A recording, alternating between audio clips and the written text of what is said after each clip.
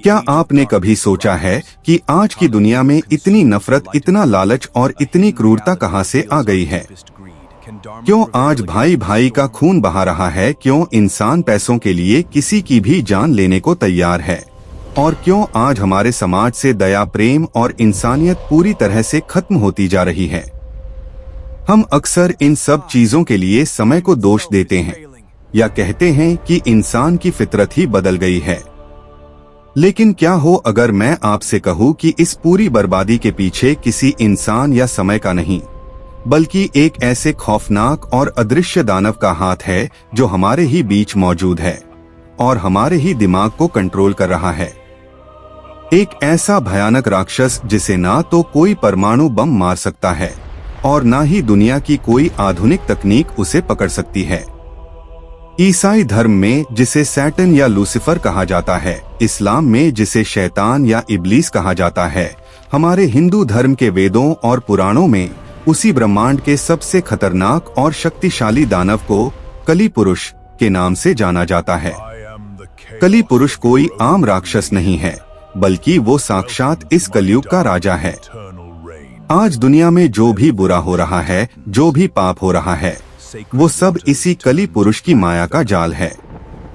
आज की इस वीडियो में हम कली पुरुष के उस भयानक और अनसुने रहस्य से पर्दा उठाएंगे जिसे जानकर आपकी रूह कांप जाएगी।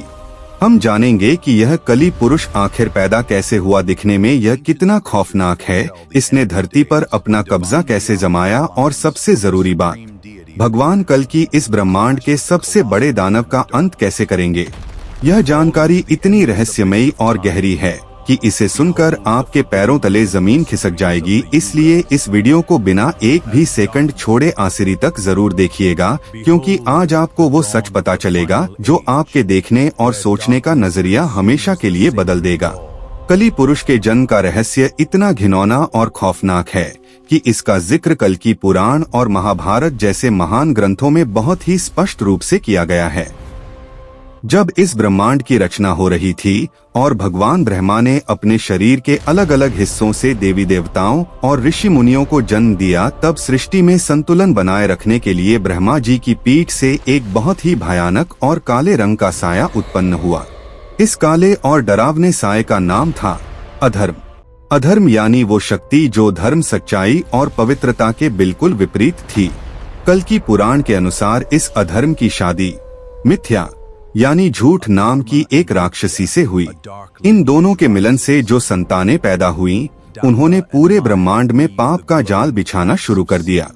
अधर्म और मिथ्या से दंभ यानी दिखावा या पाखंड और माया यानी धोखा का जन्म हुआ। दंभ और माया से लोभ यानी लालच और निकृति यानी चालाकी पैदा हुए। इसके बाद लोभ और निकृति से क्रोध और हिंसा का जन्म हुआ। यह पाप का वो परिवार था जो धीरे धीरे ब्रह्मांड में अपनी जड़ें मजबूत कर रहा था। और फिर अंत में जब क्रोध और हिंसा का मिलन हुआ तो उनके गर्भ से इस ब्रह्मांड के सबसे भयंकर और खूंखार दानव का जन्म हुआ, जिसका नाम रखा गया कली। यही वो कली पुरुष है जो आज इस कलयुग का एकमात्र राजा और कर्ता धर्ता है। कली पुरुष के जन्म लेते ही तीनों लोकों में हाहाकार मच गया था। उसकी ऊर्जा इतनी नकारात्मक और जहरीली थी कि जहां भी वो जाता वहां से हर तरह की पवित्रता और सच्चाई नष्ट हो जाती थी। कली पुरुष का पूरा परिवार ही पापों से मिलकर बना था और उसकी पत्नी का नाम था दुरुक्ति, जिसका मतलब होता है कड़वे और बुरे शब्द बोलने वाली। अगर हम कली पुरुष के शारीरिक रूप की बात करें तो कल की पुराण और लिंग पुराण में इसका जो वर्णन किया गया है वो किसी के भी रोंगटे खड़े करने के लिए काफी है। कली पुरुष दिखने में किसी भी आम राक्षस से कई गुना ज्यादा डरावना और वीभत्स है। उसका पूरा शरीर कोयले से भी ज्यादा काला है। उसकी आंखें लाल अंगारे की तरह दहकती रहती हैं और उसके चेहरे पर कुत्ते जैसी बनावट है। उसके मुंह से हमेशा एक बहुत ही भयंकर और सड़ांध मारती हुई बदबू आती है, जो किसी मरे हुए जानवर की लाश से आने वाली बदबू से भी लाख गुना ज्यादा भयानक होती है। कली पुरुष के दांत सुअर के दांतों की तरह बाहर की तरफ निकले हुए हैं और उसकी जीभ हमेशा बाहर लटकी रहती है, जिससे टपकने वाली लार में इतना जहर है कि वो पल भर में किसी भी इंसान को पागल कर सकती है। उसका पेट बहुत बड़ा और बाहर की तरफ निकला हुआ है और वो अपने हाथों में हमेशा अपना ही गुप्तांग जेनिटल्स पकड़े रहता है, जो उसके अंदर भरी हुई असीमित वासना और कामुकता का प्रतीक है। कली पुरुष के एक हाथ में एक काले रंग का खौफनाक डंडा होता है और उसके शरीर पर उल्लू की तरह पंख भी होते हैं। वो कोई आम रूप में हमारे सामने नहीं आता, बल्कि वो एक सूक्ष्म ऊर्जा माइक्रो एनर्जी या अदृश्य शक्ति के रूप में हवा में मौजूद रहता है। वो इंसानों के दिमाग में बैठकर उनके विचारों को पूरी तरह से हैक कर लेता है। कली पुरुष का सबसे बड़ा हथियार कोई तलवार या गदा नहीं है, बल्कि उसका सबसे बड़ा हथियार है इंसान का अपना दिमाग। वो इंसान के मन में लालच, अहंकार, वासना और नफरत के ऐसे बीज बोता है कि इंसान खुद ही एक दूसरे को मारने और बर्बाद करने पर उतारू हो जाता है।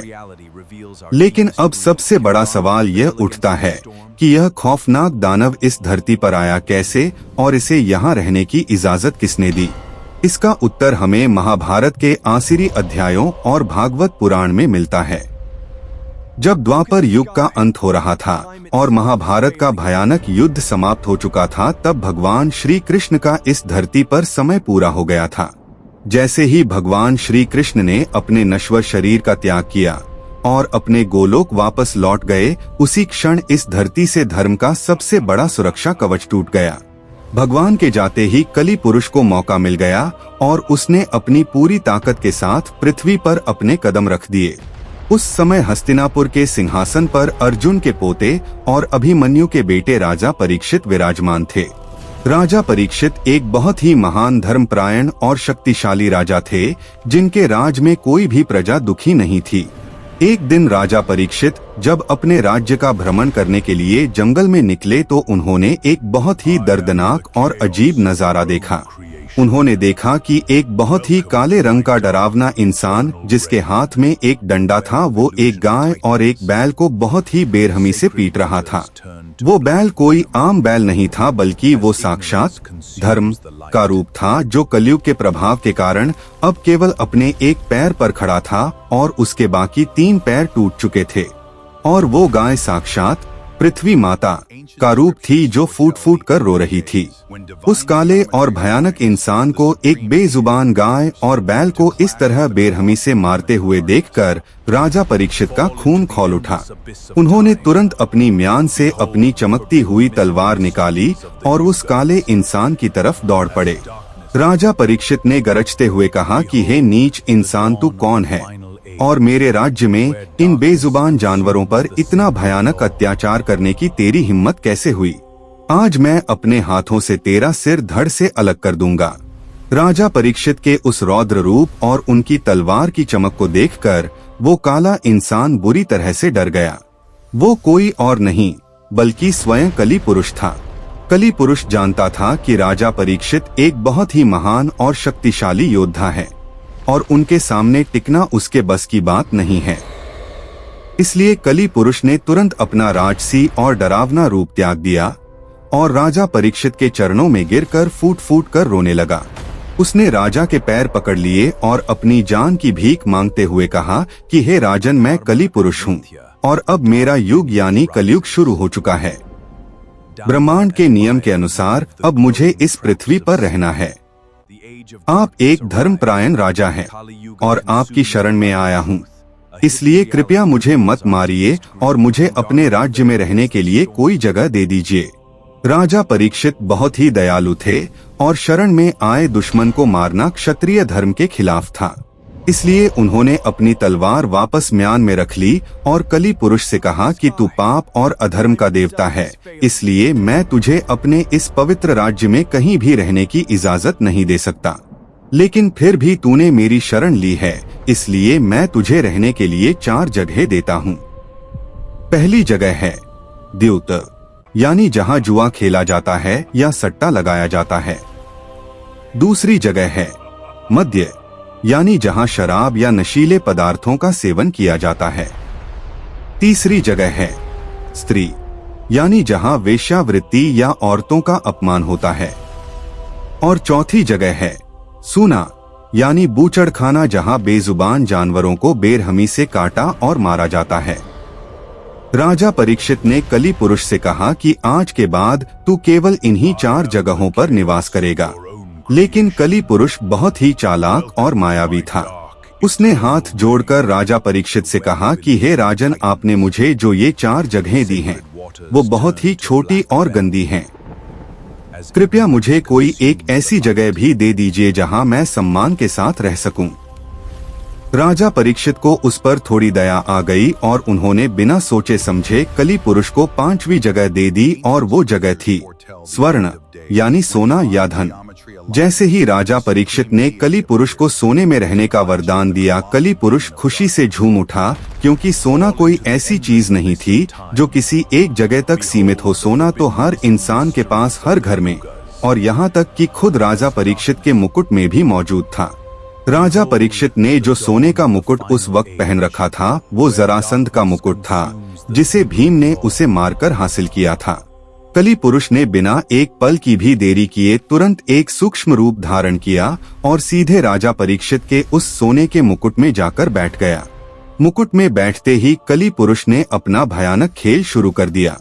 उसने अपनी मायावी शक्तियों से राजा परीक्षित के दिमाग को पूरी तरह से अपने कब्जे में ले लिया और उनके सोचने समझने की शक्ति को नष्ट कर दिया।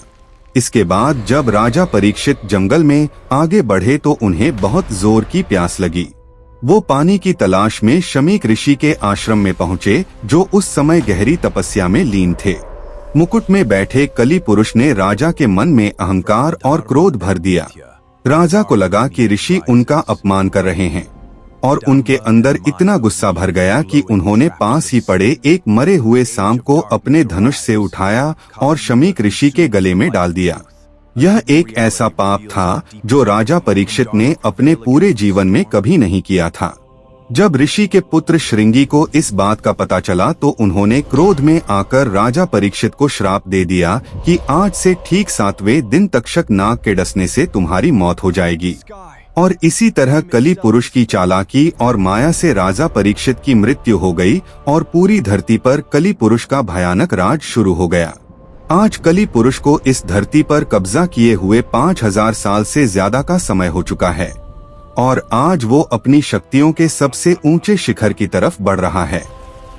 जरा अपने आसपास नजर घुमाकर देखिए, क्या राजा परीक्षित द्वारा दी गई वो 5 जगहें आज हमारे समाज का सबसे अहम हिस्सा नहीं बन चुकी हैं? आज जुआ और सट्टा कसीनो और ऑनलाइन सट्टेबाजी के रूप में अरबों डॉलर का बिजनेस बन चुका है। शराब और नशे के बिना आज कोई भी पार्टी या जश्न पूरा नहीं होता। महिलाओं का सम्मान आज इंटरनेट की दुनिया में अश्लीलता के रूप में बिक रहा है। जानवरों को काट कर खाने के लिए हजारों बूचड़खाने दिन रात चल रहे हैं। और सबसे बड़ा सच, सोना यानी पैसा। आज पैसों के लिए इंसान किसी का भी कत्ल करने को तैयार है। कली पुरुष आज हमारे मोबाइल फोन के जरिए, इंटरनेट के जरिए और हमारे अंदर छुपे लालच के जरिए हमारे दिमाग पर पूरी तरह से हावी हो चुका है।